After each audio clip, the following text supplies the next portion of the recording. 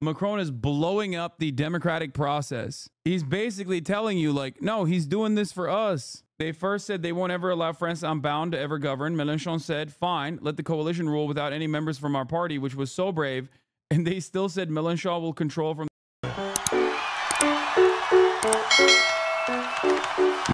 the beautiful historical relic that I keep warning about, which is that neoliberals will almost always, historically at least, align with fascists over anyone that is even remotely left. Now, this doesn't mean that you have to be a communist, a Maoist, or anything like that. You could just be like a social democrat, and neoliberals will align with fascists before they allow a social democrat to even come to the table and get a crumb of power. Here's Macron doing that as he is refusing Mélenchon and the leftist coalition that won the election to pick a prime minister. The French president Emmanuel Macron is now meeting. Not only was he refusing to not only was he blocking the left-wing choice for the French prime minister, he is now aligned, or potentially aligning, with the far right. So we'll see. Left-wing alliance NFP has failed to secure a cross-party backing for its choice for prime minister, leaving France without a government. France's President Emmanuel Macron launched a new round of talks with political party leaders on Tuesday to find a way to form a new government and appoint a prime minister. The French political system was thrown into chaos on Monday night when, following a weekend of talks between party leaders, Macron refused to appoint the candidate proposed for prime minister by the left-wing New Popular Front alliance. While the NFP won most of the seats in the recent parliamentary elections, it did not win an overall majority. The NFP, which is made up of parties France Unbowed, the Socialist Party, the Greens, the Communist Party, had proposed a relatively unknown civil servant, Lucie Castetz, 37, for the prime ministerial role. Mélenchon is also calling for mass protests on September 7th. We will cover that as well. Hold on, let me just keep going through this. But the alliance's lack of majority in the National Assembly and its failure to receive backing for its candidate from the other two allies, Macron's own centrist Ensemble alliance and the far-right National Rally, means it would be unable to function properly as an effective government, Macron said. Now, if you remember, part of the reason why Macron is deeply unpopular is also because he refused to listen to the ton of protests that were occurring when he needed to increase the retirement age. Everyone was like, don't do that. We will burn this country to the ground. And not because we're just French and we love doing that, but for a valid reason. And he was like, nah, dog, I'm going to do it anyway. Except for the police, by the way. Except for the police. Because we need those guys to protect. We need those guys to protect us from the protesters. So he did that. He was deeply unpopular. Out of nowhere, he was like, let's do another election. Get YOLO after the far right won major seats in the European elections. He decided out of nowhere, without even telling his own party, that he was going to call an election. Very weird decision. Now, he called that election and understandably lost. The New Popular Front. The New Popular Front actually made major gains because they did something that was unthinkable, which is unite under one singular banner. Okay? Liberals not endorsing socialists and backing the fascist party. Where have I heard this before? The major difference here is that in the democratic process, the socialist adjacent party won. They are the majority. I mean, not the majority, but they are the plurality in this situation, in the coalition at least. They have the most amount of votes. They have the most amount of seats. So clearly it doesn't even matter. It's not even like a KPD situation. His decision has prompted fury from the left-wing alliance, with some lawmakers calling for him to be impeached. On Tuesday, he called on the left-wing parties to work harder to cooperate with the other parties to create institutional stability before a new government could be formed. The Socialist Party, the Greens, and the Communists have not proposed ways to cooperate with other political forces. It is now up to them to do so. So why is France's parliament in such a disarray, and what happens next? The July parliamentary elections left a split parliament, with the seats in the National Assembly split fairly evenly between the three political alliances. The NFP won 190 seats, Macron's centrist alliance 160, Marine Le Pen's National Rally, the far-right one, took 140 seats. No alliance or party won the necessary 289 out of the 577 seats to secure an absolute majority. Why did Macron block the NFP's pick for prime minister? As head of state, Macron is solely responsible for choosing the prime minister, but he's not legally obliged to select a candidate from the largest group in the National Assembly. What do you mean wrong? Big dog, we're just reading a news article about events that unfolded. What do you mean? Never mind. Okay. Like, not only is this a you know, reputable institution of journalism, especially as it pertains to like European and Western news, but beyond that, it is just, you know, giving us an account of exactly what happened, things that happened, literally. I covered it at the time. Macron was sidelined by the results. His hope was a right win that he could use to damage the election chance of the next presidential race. His party forced him back to the NFP during the vote, and it resulted in the hung parliament. Yes. Talks with leaders from the other two alliances, including Marine Le Pen, leader of the far-right National Rally, over the weekend and on Monday, made clear that they would not support the NFP's choice. Post-Left Watch real quiet today. I mean, dude, come on. Those guys. As a result, an NFP-led government would not be able to function, Macron said. He said it would be immediately censored by all the other groups represented in the National Assembly. My responsibility is that the country is not blocked nor weakened, as I am attempting to weaken the country, as I am attempting to block progress. He called on all political leaders to rise to the occasion by demonstrating a spirit of responsibility. Again, vague, classic. However, while he mentioned the Green Socialist Communists in a statement, he left out the hard left France Unbowed, which also forms part of the NFP. Macron has previously referred to the LFI as an extreme movement. The center and right-wing parties also criticized the NFP's big spending manifesto as it comes at a time when the country faces a budget deficit and a debt mountain. Macron has appointed Gabriel Attal, who became France's youngest prime minister at the age of 35 in January, as a caretaker prime minister. Macron is under pressure to pick a new prime minister as the deadline to present a draft 2025 budget is just a month away. The LFI reacted with anger to Macron's comments, with its national coordinator, Manuel Bompard, calling his decision an unacceptable and anti-democratic coup. LFI leader Jean-Luc Mélenchon also demanded a firm and strong response by the public and politicians on X on Monday night and called for a motion of impeachment against Macron. Communist Party leader Fabien Roussel also called for a grand popular mobilization. On Tuesday morning, the LFI published a statement on X urging a large-scale mobilization on September 7th and called on youth organizations and student unions to take to the streets to defend democracy. You know who reacted positively to this? Meanwhile, business leaders are gathering at the annual end-of-summer convention of MEDEF, that's France's largest employers federation. Some were worried that it would energize the left even more and make voters angry. Others are relieved. France 24's Yuka Royer has been speaking with Laurent Saint-Martin, president of Business France. That's a government-backed organization charged with promoting French companies and exports and attracting foreign investment. I'm with Laurent Saint-Martin, president of Business France. It's a government-backed agency in charge of promoting French companies, exports, and attracting international investments. Thank you for being with us. Thank you. Now, how has the political limbo of the past few weeks impacted the business climate here in France? Well, actually, all the foreign investors are aware that French President Emmanuel Macron is very committed to keep our country very attractive. So, of course, it's special and new in France because we are waiting for a new government. But what happened yesterday was very important because the far left wing was rejected as a possible government in France, meaning that the politics in terms of attractiveness, in terms of economic politics, will remain the same or will remain attractive for foreign investors. And this is very important because what we have done since now 2017 with the Choose France events are really a success because since now 2019, France is the top leader in Europe in terms of FDIs, and it's not hazard, and because it's thanks to our French politics, tax politics, and labor reforms. So this is why now French is so attractive, and it will remain. But France still does not have a new government, does not have a new prime minister. So the president's decision yesterday only prolonged the political turmoil, don't you think? No, yeah, of course it's, when you're an investor, you hate uncertainty. So you need to foresee what's going to happen for the next years in France.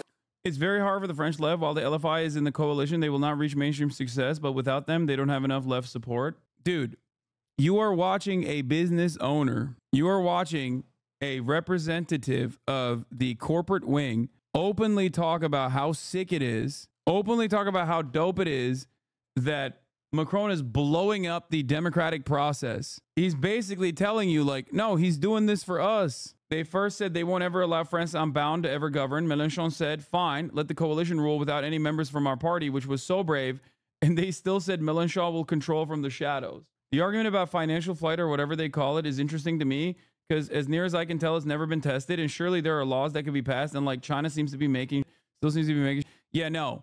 Capital flight is a lie. Okay.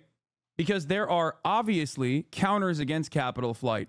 One of the greatest arguments you have against capital flight is access to markets. Okay. If you have 100% tariffs on Chinese products that you want to place on like their EVs because you don't want them to outcompete your domestic manufacturing or American manufacturing in general, you can also do that for people who say, all right, we're leaving the country. Okay, then you no longer have access to the country. How about that? This is literally the Chinese method. That's it. What are you going to do? What are you going to do without American mouths, dude? What are you going to do without French mouths? What are you going to do? Where are you going to sell? There is no reality, okay? There is no world in which capital flight is a real thing. Who are you going to sell to, dude? Doesn't this only work for big countries? Well, good thing France is not a little country. You're right, but in general, market restrictions would be less actionable in France because they're part of the EU, but absolutely dead on for the USA and China. No, the EU could move in a much larger way against these kinds of restrictions in terms of capital flight. One untested concept that Piketty has been screaming about for years and years, which is obviously laughable, is a universal wealth tax.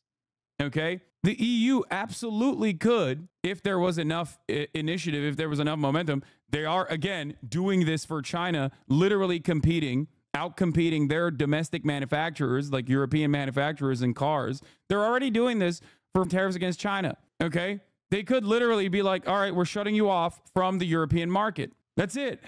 I mean, obviously they would never do that, but I'm just saying, like, if there's a will, there's a way. There is a mechanism out there. But the reason why they don't ever do that is because obviously they are institutions that are designed to continue capitalism, not actually fight back against capitalism, even when regulation, some level of regulation, is an absolute necessity. Okay? In the US, interstate capital corporate flights is usually just marketing / publicity. Yeah. There are so many different ways in which you could tell these companies to off. Okay? You could tell these companies to suck your in so many different ways. You can shut them off from subsidies. You can actually genuinely prosecute a lot of the tax avoidance mechanisms that they use and abuse. Like, there are so many different ways, both in the United States of America and in the European Union as well. Okay? The idea that capital owners have a gun to the heads of every state on this planet is ridiculous. Okay? This is the government, dog. This is the government. Like, what are we talking about? It's supposed to be the most powerful institution. Like, there's no way. There's just no way. California raised the minimum wage to $20 and fast food restaurants threatened to leave if it happened. It did. They have since created 11,000 new fast food jobs. Yeah. What are they going to do? Not sell to the California market? Are you insane? They have to be there. Okay? Do you understand? I hate this argument that, like, these people, even within the mechanisms that exist, right? Even under neoliberal capitalism, there are still regulatory mechanisms that you can apply to these corporations and also cut away at their profit margins, which they hate more than anything else, that would render it impossible for them to make these kinds of open threats. It's wild. And this is no more. So some investors can wait. We understand that. But I just want to reassure them that the French president will remain French president until 2027. And this is the most important because he really represents the attractiveness politics in France. Yeah. These people know places outside of population centers have no money. Exiting a market would just be a straight up loss with no trade-off. Yeah. The problem is no one will ever put that forward. No one will ever be like, yeah, we're not doing that actually. Normally, I agree with you, but you're absolutely wrong on this. Capital owners can and will leave the country and completely devastate the lives of people left behind. It's happened historically in most socialist countries and left people helpless against the top of the hour ad break. Oh my God. End the stream. I'm done. I'm done. I'm done. I'm done, dead. I got owned. I'll recognize it. At the top of the hour, there is a 3-minute ad break, though. If you don't want to be owned by the ad break, May Poontang, thank you for the 10 tier 1 gift to subs, allowing 10 people to no longer see the ads at the top of the hour. I'm washed. I am washed. You've had your guard down lately. Even Megaphonics has gotten you twice. Said by Megaphonics, referring to himself in the third person at this point. Amazon owns Hasan. Well, my chatters just owned me harder than Amazon ever could. Anyway, quit your day job, King. Yeah, here's the 3-minute break now. Gum, thank you for the 5 tier 1 gifted subs. Ahistorical debates never fail. Yeah, I know. Yeah, very disappointed to see CBS News lazily, thoughtlessly, reflexively call Sean Fain and other union leaders bosses. Fain was democratically elected. He very much listens to UAW's rank and file. So why do headline writers call him a boss? Why don't they call Elon Musk a boss? Former labor reporter at the New York Times, Stephen Greenhouse. As you guys know, this is a lesson that I learned that I will never forget. It's correct. It is correct. Words have meaning. They do that deliberately. Remember all the centrist liberals on Twitter scolding the US left for not just working with the center like leftists in France did? I don't remember that. I thought it was more so like a moment of recognition that like, I thought it was more so a moment of recognition that like leftist unity can get the goods. Like a slight recognition. Joshua something 17, thank you for the 5 gifted subs. Okay, so that's the situation in France. It's absolutely ridiculous. French news outlet Le Monde has also argued that in the interest of democracy, Macron, in the absence of any other obvious possibility, should have allowed the left-wing candidate to become prime minister. To allow the experiment to unfold instead of trying to assert control at all costs in the hope of preserving his policy as long as possible, even after it's been outvoted, the outlet wrote in an editorial letter. It is harmful to drag out an outgoing government which acts as if no change had taken place at the ballot box. Philippe Marlière, French and European politics professor at University of London, told Al Jazeera that it was irrelevant for Macron to decide beforehand whether or not Castex would have been successful. I think an appointment yesterday of Lucie Castex would have been something that you can support in constitutional terms because the NFP won the election. Now, can he be impeached? Can Macron be impeached? Yeah, centrists are the most hostile to democracy, not extremists. A article that is evergreen. Central Committee, you are absolutely correct on that. Vote left France. Time to get these centrists out. What do you mean? They did. They did. The problem is Macron, ironically enough, was behaving in incredibly undemocratic ways before this, which led to his unpopularity skyrocketing, and is now continuing along with the undemocratic. They did do that. The only hope that I have for France is that they love burning, okay? They love burning. They love causing a goddamn ruckus, which perhaps could maybe move the needle in this situation. Earlier this month, Mélenchon warned Macron that failure to appoint a left-wing prime minister would result in legal action, suggesting he would invoke Article 68 to trigger Macron's impeachment. Mélenchon repeated this threat of triggering an impeachment process after Macron refused to approve the left-wing alliance's candidate on Monday.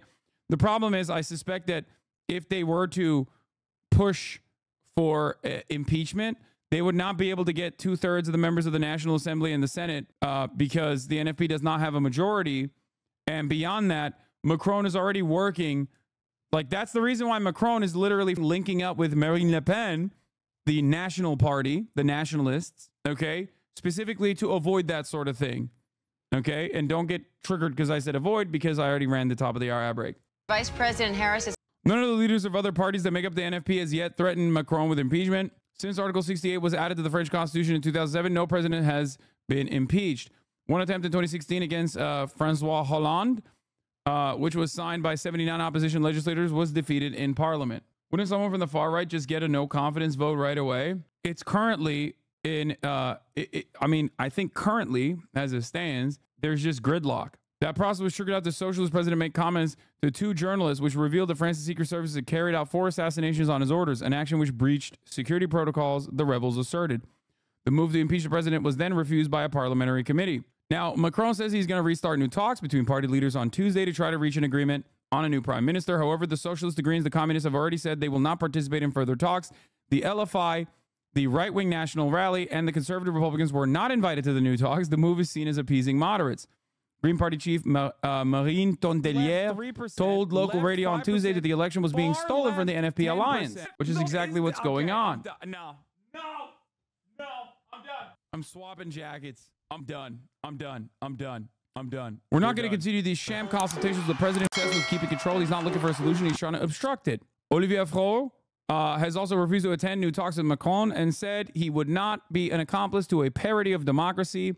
The most likely scenario, what is it? Marlière told Al Jazeera that the current situation in the country is absolutely unheard of and that Macron is wading into uncharted territory since the left-wing alliance has already ruled out any alliance with his party. Following the refusal to approve Castex, Marlière said the only certainty is that Macron will not choose a leftist candidate and will be looking for someone from the center left or center right. This may work in the short term, he added, but there will most likely be another need for an election next year. I would love for an nullified government, but to be fair, most of French voted for right-wing parties, so calling for a democracy is weird. I want to put you on a trebuchet, okay? What are you saying? Why are centrists so delusional? That is not what happened. It is the exact opposite of what happened, and you're over here saying that that is what happened. He's not wrong for the most part. Yes, he is. It doesn't matter, okay? We don't sit around and go, Hillary Clinton won the popular vote. Like, I will never abide by this, okay? It doesn't matter if you find the system to be unjust. Ultimately, you work within the confines. You can't just like cry to the referees and be like, well, this game of basketball should not be on how many buckets were scored over the other team, but instead about who had less fouls. Like, you can't do that after the game is over, okay? What the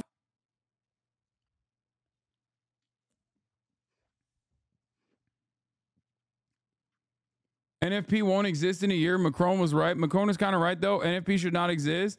NFP won't be a thing in a year. Macron is right. What are you saying? It exists currently. And the idea that like, oh, well, it exists currently, but we want to hope that like we can break through. Like, they want an election. Like, what are we talking about? What is happening? Who's triggered now, bud? I am. I'm triggered.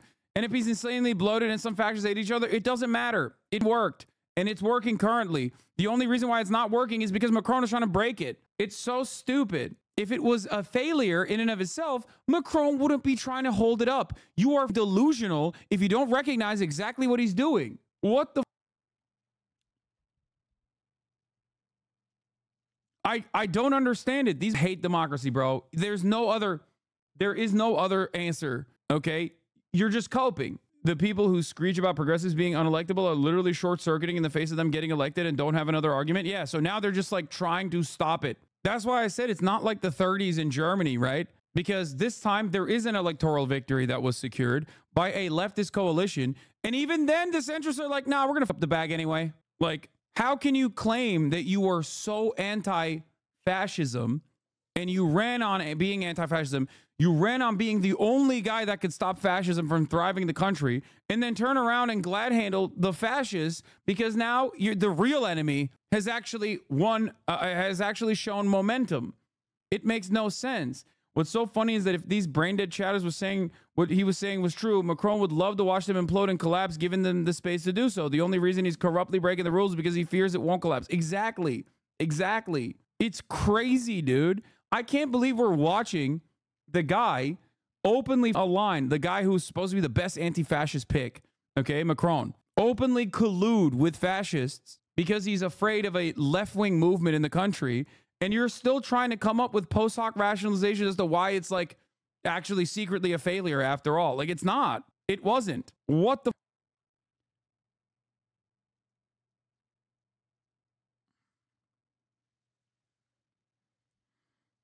I don't think there's an accurate. Macron's best hope now is to make a grand alliance with the center with the Republicans and socialists, but only if he can split the socialists off from the NFP, which Faure has shown himself unlikely to do so. If Faure is unwilling to split the socialists off from the NFP, then Macron has essentially no shot of forming a government. 37.6% versus 25.80. The issue with it is that there won't be a public consensus because 75% of the country doesn't see rejection of an NFP government as illegitimate. Macron's best hope now is to make a grand alliance of the center with the Republicans and socialists. I don't know. We'll see. It depends on the amount of public pressure that comes from this. This is Macron being Macron with personal ambition. I think it's less ideological than some think. I mean, I think that's even more insane. And it will actually, in my opinion, work in the favor of any, it will probably galvanize the leftist coalition, because if there's no ideological ambition behind it, and it's just Macron, a unpopular figure, doing an insanely undemocratic thing, then people are obviously going to be even more frustrated. But I don't think it's not ideological. I do think it's ideological. I think it is because he is a right-winger. He's always been a right-winger, and he will continue being a right-winger. And as a right-winger who is trying to maintain corporate interests, he's doing this. He's Jupiterian, remember? Anyway, new popular front. 48 days afterwards, and Macron and his government are still running the country. They basically ignored the election results, which is unprecedented in the history of the French's Fifth Republic. Normally, as is the rule set by precedents, Macron should have nominated a prime minister from the New Popular Front, the winners of the elections. At first, Macron argued that it wasn't convenient to change government right before the Olympics, which is a bit bizarre because he's the one who decided to hold the elections right before the Olympics, by the way. Anyhow, we're still now almost 2 weeks after the end of the Olympics, especially given that the New Popular Front has a prime minister ready, Lucie Castet's a senior public servant. Now the excuse by Macron's camp is that they refuse a government from anyone with France's Unbound, Mélenchon's party, the main party on the left, and therefore the main party in the New Popular Front coalition. Now, Lucie Castet is not from France's Unbound, but they believe, like the chatter was saying, that she will be led by a shadow. She will be led by like a shadow government that Jean-Luc Mélenchon puts together. It's not really undemocratic. The goal in a multi-party system is coming up with a majority coalition that can actually function. NFP and Ensemble are far too apart to form a functioning coalition. It's weird that you say that because that functioning coalition was the only way to successfully kick out the Nationalist Party, which is what they did. The only problem is there's one guy at the tippy top that is refusing to abide by exactly what happened in the democratic process, going back to the argument that I'm making, which is that it is Macron that is undemocratic in this circumstance. Do you not understand? They're far too apart is ridiculous. If they were far too apart, first of all, the elections would not have even happened, really. And it's not like the person that they suggested is not from France's Unbound. So I don't understand. Ensemble is Macron's party. I understand that. Except even members of his own party literally worked together when Macron did not wish to do so. That's what I am saying. Ensemble aligned with the New Popular Front in the elections. It just happened. You were there. You watched it. We watched it happen. So it seems like people did not give a about what Macron was saying because they recognized, maybe internalized something that Macron was talking about last time around. Okay? The idea that, the Nationalist Party winning would be devastating. And they were right. Yeah. Never officially, actually. I hate these guys, but Macron literally tried to stop him dropping out of races, and many went against him. That's what I'm saying. Macron personally tried to up the bag in a last-ditch effort, it seems, and it still didn't work. Anyway, Macron has been demonizing the LFI in a very similar fashion to the way Jeremy Corbyn was demonized in the UK with accusations of anti-Semitism for their support of Gaza, except that, unlike Corbyn, LFI doesn't bow. They're friends unbowed after all, and fight back. Which brings me to what happened this morning, an incredible gamble by Mélenchon, who asked an open question to Macron. Say we committed no LFI members in the government. Would you nominate Lucie Castet as prime minister? This forces Macron's hand. If he says no, as Mélenchon himself wrote, it'd show that Macron's refusal to have LFI in the government is just a pretext to deny election results. In the effect, if he says no, he openly admits that he just doesn't accept the election results. Olivier Faure, who leads the Socialist Party, the other big political force, backs up Mélenchon and says the pretext of the presence of LFI ministers isn't valid anymore. In a way, the New Popular Front government without LFI would itself a denial of democracy because most voters voted for them because LFI was a part of the coalition. So they're trying to play ball in like ridiculous ways with not the nationalists, but instead with the Ensemble and with Macron. And Macron is still single-handedly refusing the democratic results. There is no way to look at the situation. There's no way to interpret the situation other than Macron is single-handedly this up. Kaya, place. It's like Trump saying, I'd love the transition to the Democratic president-elect, but or ideological overlap with the Republicans in Congress to effectively govern. Yeah. I mean, it's a parliamentary system, so it's a little bit different, but like still, it would be like, oh yeah, well, Bernie was robbed, so we're just not going to do that. We're not going to hand over the government to Joe Biden. I mean, it's a little bit different, though, because, like, legally speaking, Macron doesn't actually technically have to appoint someone from the governing coalition at all. Macron doesn't have to appoint someone legally from the majority party or the party with the most seats. He does not have to do that, whereas Trump does legally have to concede. It's just one of those situations where it's, like, unprecedented. We've already had some... It's unprecedented in the same way that, like, I guess Trump tried to do, like ballot swaps or stop the normal process like the January 6th situation, right? Like that was unprecedented. Even if it was like successful, right? Even if they had successfully stopped the vice president from certifying the results, like it would not have changed the reality that like an election had taken place and the Democrats have won, right? that's I think a better analog in this situation where, like, legally speaking, the vice president could actually refuse to certify the election, the results, certify the ballots, but that doesn't change what happened that like 300 million Americans actually experienced, right? So it's kind of like that. We've already asked some of Macron's lieutenants to reply, such as Benjamin Haddad, former spokesperson for Macron's party in the French parliament, who literally says that a new Popular Front government is unacceptable either way because it would be bad for France. They did get to decide this. Let's see what Macron ultimately does. But we're truly witnessing something extraordinary that demonstrates how undemocratic France has become. The people voted, and the result of their vote is so far simply rejected because those holding power don't like it. Another extraordinary comment on this matter is by Francois Bayrou, a former Macron minister and a famous centrist politician in France. He literally says that the answer to Mélenchon's question is, of course no, i.e. a new Popular Front government won't be accepted no matter what, because the program, the NFP, is very dangerous for France. By the way, the danger is like reducing the retirement age, like something that they literally burned the country to the ground on not that long ago. Like, that's what's dangerous. The danger is democracy. It goes back to the neoliberalism that I was talking about, which is that corporate interests must be maintained no matter what.